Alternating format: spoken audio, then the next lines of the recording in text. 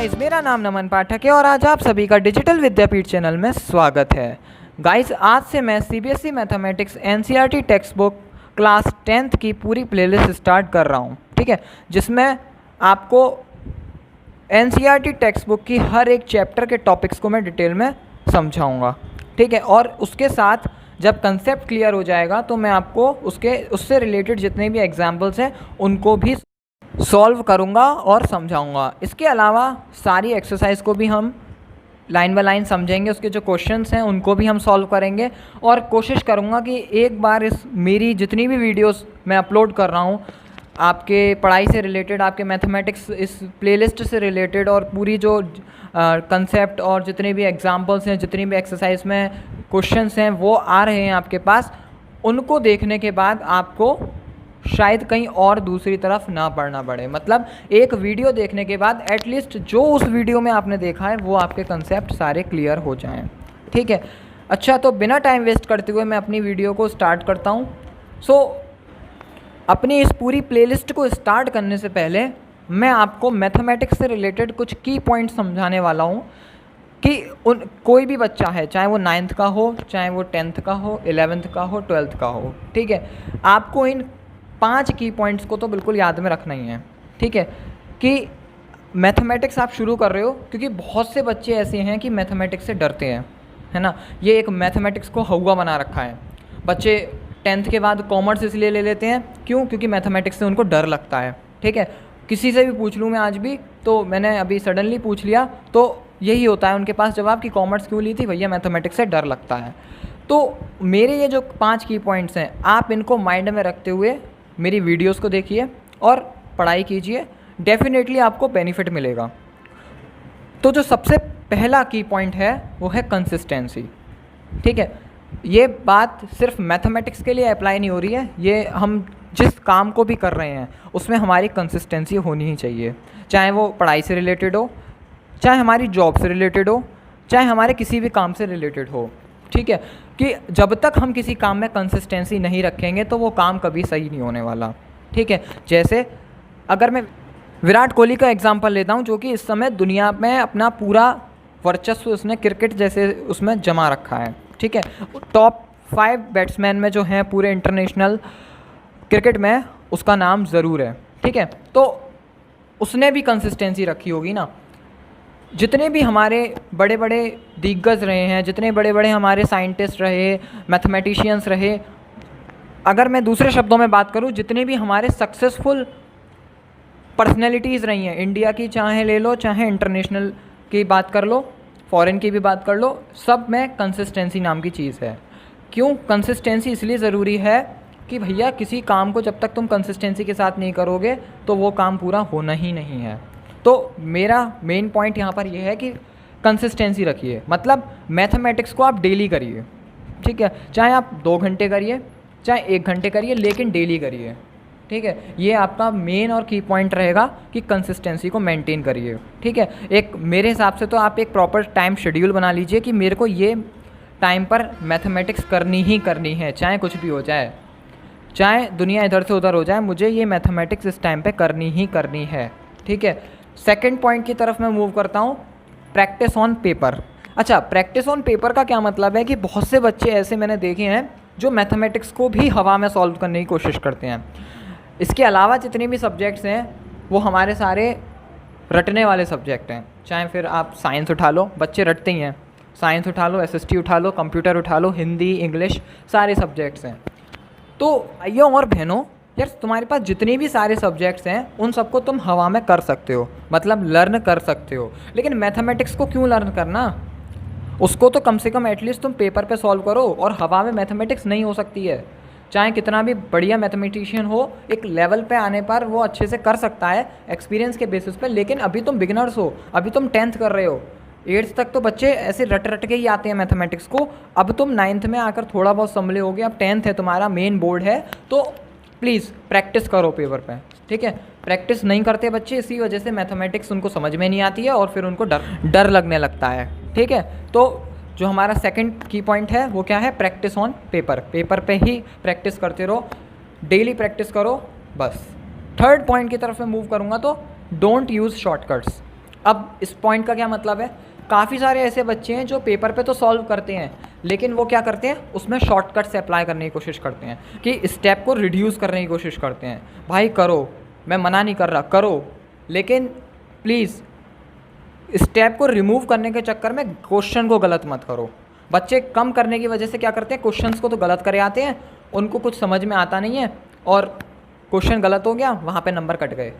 गलती क्या थी कि बस एक स्टेप को मिस करने की कोशिश करी थी, जल्दी करने की कोशिश करी थी। ये तो तब की बात है जब तुम पेपर देने जा रहे हो, और जब मैं बिगिनर मतलब शुरू की बात कर रहा हूँ, जब तुम मैथमेटिक्स पढ़ने जा रहे हो। अरे यार अभी तो तुम पढ़ रहे हो, सीख रहे हो, तब भी तुम शॉर्टकट से अप्लाई करोगे। तो स्टार्टिंग में एटलीस्ट जब एक बार पूरी एनसीईआरटी कर रहे हो, बिल्कुल इनिशियल लेवल पे पहली बार प्रैक्टिस कर रहे हो तुम, है ना, मैं बोर्ड की बता रहा हूँ अभी तो मेनली, तो एटलीस्ट उसको पूरा सॉल्व करो, हर क्वेश्चन को पूरा सॉल्व करो, उसमें कोई भी शॉर्टकट अप्लाई मत करो। अगर कहीं फॉर्मूला यूज़ हो रहा है तो अगर वो क्वेश्चन 5 बार आया है तो उस फॉर्मूले को 5 बार लिखो। मैं ये नहीं कह रहा स्पेशली तुम याद करोगे, कभी भी फॉर्मूले को स्पेशली याद करने मत बैठो कि आज मैं बैठ रहा हूँ 1 घंटे के लिए और सिर्फ मेरा यही काम है कि मैं फॉर्मूले रटूंगा। नहीं, वहाँ पर जब क्वेश्चंस आए बस उसमें तुम अप्लाई करते रहो, बार बार वो क्वेश्चन इस एक ही तरीके करोगे, वही फॉर्मूला बार बार नोट करोगे, तुम्हें अपने आप याद हो जाएगा और ऐसा याद होगा कि टिल बोर्ड तक और उसके आगे तक नहीं भूलोगे। ठीक है, सो प्लीज़ मेरी ये रिक्वेस्ट है कि शॉर्टकट्स को अप्लाई मत करो। ठीक है, इनिशियल लेवल पे तो बिल्कुल मत करना। अगर ऐसा कर रहे हो तो समझ लेना कि तुम्हारी मैथमेटिक्स तो कभी सुधरने वाली नहीं है और तुम्हारे जो बोर्ड के एग्ज़ाम है कहीं ना कहीं उसमें भी तुम्हें आगे जाके प्रॉब्लम आएगी। ठीक है, इसके बाद चौथा पॉइंट जो है, प्लीज़ क्लियर योर कंसेप्ट्स। अपने कंसेप्ट्स को क्लियर करिए। ठीक है, बच्चे क्या करते हैं, कंसेप्ट्स को क्लियर करते नहीं हैं, उनके जो पुराने कंसेप्ट्स हैं वो तो वीक हैं ही, जो 8th के हैं, 7th के हैं, 6th की गलतियां करते हुए आ रहे हैं, वो रट के जो आ रहे हैं उनको तो क्लियर करते नहीं हैं। और फिर जब उनके वो कंसेप्ट क्लियर नहीं होते हैं, अब उनको करने हैं 9th 10th के क्वेश्चंस। अब 9th 10th के क्वेश्चंस के बीच में लग रहे हैं 6th 7th के कंसेप्ट, कि कहीं हमें बीच में एलसीएम करना है, कहीं हमको बीच में स्क्वायर करना है ना, तो वो बच्चे वहाँ पे गलती कर रहे हैं। उन्हें ये नहीं समझ में आ रहा कि x + x है तो 2x होगा कि x² होगा, है ना, या 2 + 3/8 है तो एलसीएम नहीं कर रहे हैं, उनको एलसीएम ही लेना नहीं आ रहा है इस जरा से टर्म का, है ना, जरा से एक्सप्रेशन का। तो ये काफ़ी ज़्यादा प्रॉब्लम क्रिएट करता है बच्चों को, उनको कंसेप्ट क्लियर नहीं होते, उनको समझ में ही नहीं आता कि क्वेश्चन के बीच में क्या हो रहा है। मैंने अपने पूरे 5 से 6 साल के एक्सपीरियंस के बेसिस पे मैं बता रहा हूँ कि 70% बच्चा मैथ में ही, मैं बता रहा हूँ कि उसकी प्रॉब्लम ये नहीं है कि वो होशियार नहीं है या मैथमेटिक्स उससे हो नहीं सकती है, वो कर सकता है, उसके अंदर इतनी एबिलिटी है कि वो मैथमेटिक्स सॉल्व कर सकता है और बहुत अच्छी तरीके से कर सकता है। लेकिन प्रॉब्लम क्या है, वो बचपन की गलतियाँ, कि उन्होंने अपने कंसेप्ट्स को क्लियर नहीं किया है, जिसकी वजह से उनको आगे की चीज़ें समझ में नहीं आती हैं। तो प्लीज़ मेरी यही रिक्वेस्ट है कि प्लीज़ क्लियर योर कंसेप्ट्स, अपने कंसेप्ट्स को क्लियर कीजिए। 5th एंड लास्ट पॉइंट जो आता है, try to understand the gist of question, concept, don't learn it. ठीक है, कि जो आपके पास सामने कंसेप्ट आया है, जो आपके सामने क्वेश्चन है, जो आपके सामने एग्जाम्पल आ रहा है, उसको समझने की कोशिश करिए, उस क्वेश्चन को समझने की कोशिश करिए, उस कंसेप्ट जो आपके सामने है, जो क्या कहना चाह रहा है, हम क्यों पढ़ रहे हैं इस कंसेप्ट को, है ना। बस आया कि हाँ सिलेबस में दे रखा है और हम पढ़ना चालू कर देते हैं, हमें ये नहीं पता है इसके पीछे कितने ये ज़रूरी कंसेप्ट है, कि कहाँ यूज़ होता है। अगर हम अपने प्रैक्टिकल लाइफ से इसको कंपेयर करें तो कितना बेनिफिशियल रहेगा ये मेथड, हम इस चीज़ों पे ध्यान ही नहीं देते, जिसकी वजह से उस टॉपिक की भी इम्पोर्टेंस ख़त्म हो जाती है। कि सडनली मैंने एक टॉपिक उठाया मैथमेटिक्स का ही और किसी बच्चे ने कहा कितना बकवास टॉपिक है। ठीक है, अब चाहे वो कितना भी इम्पोर्टेंट टॉपिक हो, चाहे उसके कितने भी जगह वो उनके जो प्रैक्टिकल एप्लीकेशन है वो यूज़ हो रहे हो, लेकिन अब एक बार उसके माइंड में आ गया कि ये गंदा टॉपिक है, क्योंकि उसको पता ही नहीं था, उस टॉपिक की इंपॉर्टेंस नहीं पता थी। जब तक हमारे लाइफ में किसी भी काम को करने की इम्पोर्टेंस ही नहीं पता होती तो वो हम काम करते भी नहीं हैं, और करते भी हैं तो ज़बरदस्ती ही करना पड़ता है। ठीक है, तो चीज़ों को समझिए। ठीक है, क्वेश्चन क्या कह रहा है उसको समझिए, ये नहीं है कि उसको रट रहे हैं। बहुत से बच्चे तो मैथमेटिक्स को भी रटने की कोशिश करते हैं, मैंने देखे हैं कि अच्छा इसमें ये मेथड लग रहा है, ठीक है ये इक्वेशन बन गई, ये इक्वेशन बन गई, सॉल्व कर लो, हो गया काम। ठीक है, या ये एक्सप्रेशन आ रहा है, ये स्टेप है इसके अगले बाद, इसको सॉल्व कर लो, आ गया समझ में, और जहाँ दूसरा क्वेश्चन दिया वहीं अटक जाते हैं।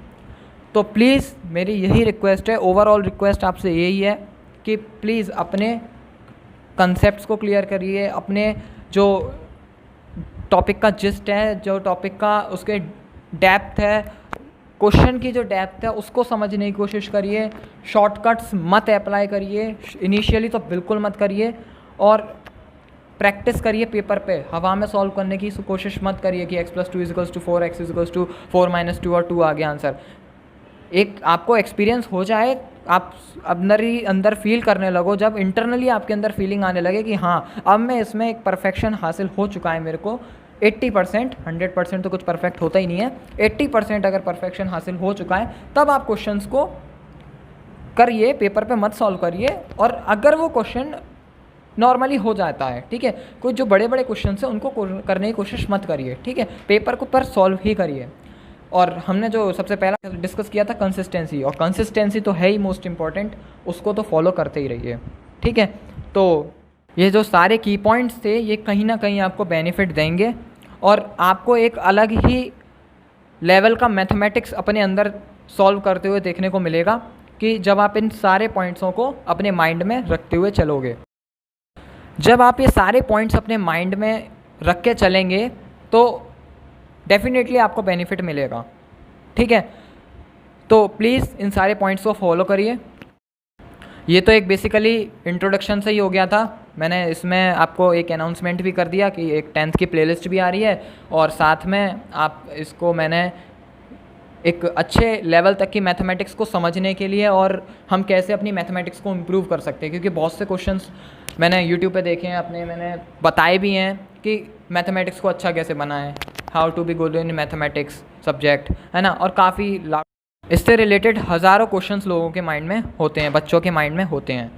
तो ये 5 तो पॉइंट थे ही, लेकिन इसके अलावा मैंने रैंडमली ये पॉइंट्स अपनी तरफ से रखे हैं, मैंने कहीं से कॉपी नहीं किया, मैंने किसी की वीडियो नहीं देखी कि क्या करना है, ये मैंने अपने खुद के एक्सपीरियंस पे ये 5 पॉइंट निकाले और आपको शेयर करिए हैं कि ये हैं। तो मेरी यही रिक्वेस्ट है, आप इनको फॉलो करिए। इसके अलावा मैं पूरी प्लेलिस्ट देने वाला हूँ आपको, एक मैथमेटिक्स सिलेबस की, पूरे CBSE क्लास 10th की एक पूरी प्लेलिस्ट आने वाली है, तो आप सभी बच्चों के लिए देखिएगा, उसको समझने की कोशिश करिएगा, और साथ ही इन पॉइंट्सों को फॉलो करिएगा। और कोई अगर इसके अलावा 5 पॉइंटों के अलावा मुझे कुछ बीच में लगेगा कि हाँ आपको बताना चाहिए कि आप इस तरीके से मैथमेटिक्स को सुधार सकते हैं, डेफिनेटली मैं आपको बीच में ही वीडियो के बता दूंगा, ठीक है। और फ्यूचर में ऐसे काफ़ी सारे वीडियोस आपको मिलते रहेंगे, तो प्लीज़ लाइक करिए, शेयर करिए, सब्सक्राइब करिए डिजिटल विद्यापीठ को, और बेल आइकन को भी प्रेस कर दीजिए। Thank you guys, take care.